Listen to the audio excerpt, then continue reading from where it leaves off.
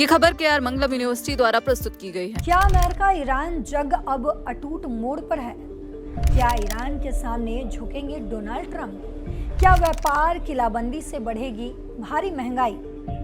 नमस्कार, आप देख रहे हैं दैनिक जागरण और मैं हूं आपके साथ पल्लवी सिंह।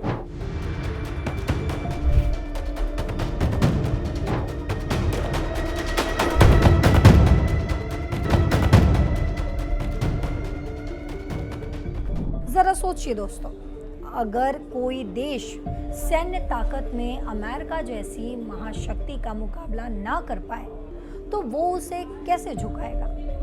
ईरान ने इसका एक ऐसा पैंतरा निकाला है जिसने पूरी दुनिया की अर्थव्यवस्था और वॉशिंगटन के रणनीतिकारों की नींद उड़ा दी है। मिडिल ईस्ट में अमेरिका और ईरान के बीच जारी टकराव अब महज गोलियों और मिसाइलों का युद्ध नहीं रहा, बल्कि ये एक खतरनाक कूटनीतिक और आर्थिक सहन शक्ति का खेल बन चुका है।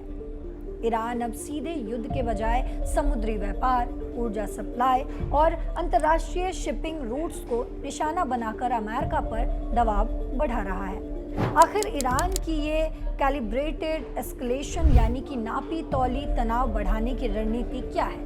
क्यों तेहरान को लगता है कि ट्रंप झुकने पर मजबूर हो जाएंगे? रॉयटर्स की एक रिपोर्ट से आपको बताते हैं कि क्या है पूरी रिपोर्ट। मिडिल ईस्ट के ताजा हालातों को देखें तो ईरान ने अपनी रणनीति में एक बड़ा बदलाव किया है। पश्चिमी विश्लेषकों और गल्फ के आला अधिकारियों के मुताबिक तेहरान अब सीधी सैन्य जीत हासिल करने की कोशिश नहीं कर रहा। उसकी असली रणनीति अमेरिका और उसके सहयोगियों के लिए इस युद्ध को इतना महंगा बना देने की है कि वॉशिंगटन खुद वार्ता की टेबल पर ईरान की शर्तें मानने को तैयार हो जाए। ईरान का मुख्य संदेश बहुत साफ है। अगर अमेरिका स्ट्रेट ऑफ हॉर्मुज में ईरान को बड़ा और निर्णायक दबदबा देने वाला नया स्टेटस को यानी कि नया खाका स्वीकार नहीं करता तो ये संकट सिर्फ गल्फ तक सीमित नहीं रहेगा। ईरान ने हॉर्मुज के साथ साथ लाल सागर को जोड़ने वाले बाब अल मंदेब और सऊदी अरब के ऊर्जा बुनियादी ढांचों पर भी दबाव बढ़ा दिया है। वॉशिंगटन इंस्टीट्यूट के विशेषज्ञ माइकल नाइट्स के अनुसार ईरान हर हफ्ते अमेरिका के सामने एक नया भूगोल, एक नया हथियार या नया निशाना पेश कर रहा है। ईरान जानता है कि वो अमेरिका या इजराइल को सीधे तौर पर पूरी तरह से नष्ट नहीं कर सकता, लेकिन वो क्षेत्रीय देशों और ग्लोबल इकोनॉमी को भारी चोट पहुंचा सकता है। ईरान के रिवोल्यूशनरी गार्ड कॉर्प्स यानी कि IRGC के कमांडरों का मानना है कि अमेरिका में आगामी मिड टर्म चुनावों के कारण राष्ट्रपति डोनाल्ड ट्रंप मिडिल ईस्ट के एक और लंबे और खर्चीले युद्ध में नहीं उलझना चाहते। तेहरान को लगता है कि ट्रंप जब दबाव महसूस करेंगे तो अंततः झुक जाएंगे। हालांकि दूसरी तरफ व्हाइट हाउस का सोचना है कि कड़ी सैन्य कार्रवाई से ईरान को बैकफुट पर लाया जा सकता है। लेकिन वरिष्ठ ईरानी सूत्रों का कहना है कि अतीत में लचीलापन दिखाने से केवल अमेरिका का दबाव बढ़ा था, इसीलिए अब ईरान पहले अपनी मजाक उड़ाने वाली नहीं बल्कि मजबूत पकड़ बनाएगा और उसके बाद ही कोई बातचीत होगी।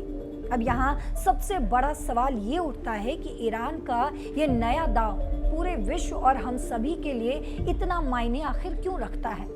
तो दुनिया के कुल तेल उपभोग का लगभग 5वां हिस्सा स्ट्रेट ऑफ हॉर्मुज से गुजरता है। जब इस रास्ते पर खतरा बढ़ता है तो पूरी दुनिया में क्रूड ऑयल यानी कि कच्चे तेल के दाम आसमान छूने लगते हैं। ईरान का असली दांव सैन्य ताकत पर नहीं बल्कि आर्थिक सहन शक्ति पर टिका है। तेहरान का मानना है कि वो अमेरिका के नेतृत्व वाले गठबंधन की तुलना में आर्थिक झटकों और तनाव को लंबे समय तक झेल सकता है। इस रणनीति का नतीजा ये हो रहा है कि अमेरिका और उसके सहयोगी अब ईरान को दबाने के बजाय व्यापारिक जहाजों और ऊर्जा ढांचों को बचाने में अपनी पूरी ताकत लगाने पर मजबूर हो गए हैं। सऊदी अरब के नेतृत्व में बनता नया समुद्री गठबंधन इसी रक्षात्मक रुख का सबूत है। लेकिन इस नीति में सबसे बड़ा जोखिम ये है कि जब दोनों पक्ष एक दूसरे को नीचा दिखाने के लिए तनाव बढ़ाते चले जाते हैं तो किसी एक गलत फहमी या छोटी सी घटना से ऐसा भीषण महायुद्ध छिड़ सकता है जिस पर किसी का भी नियंत्रण नहीं रहेगा। तो दोस्तों, क्या आपको लगता है कि ईरान की ये आर्थिक घेराबंदी अमेरिका और ट्रंप प्रशासन को उसकी शर्तें मानने पर मजबूर कर पाएगी, या फिर ये तनाव पूरी दुनिया को एक बड़े आर्थिक संकट की ओर धकेल देगा? आपकी इस मुद्दे पर क्या राय है? अपनी राय कमेंट बॉक्स में जरूर लिख कर जाएं। साथ ही देश और दुनिया की तमाम खबरों के लिए, तमाम अपडेट्स के लिए जुड़े रहिए दैनिक जागरण के साथ। नमस्कार।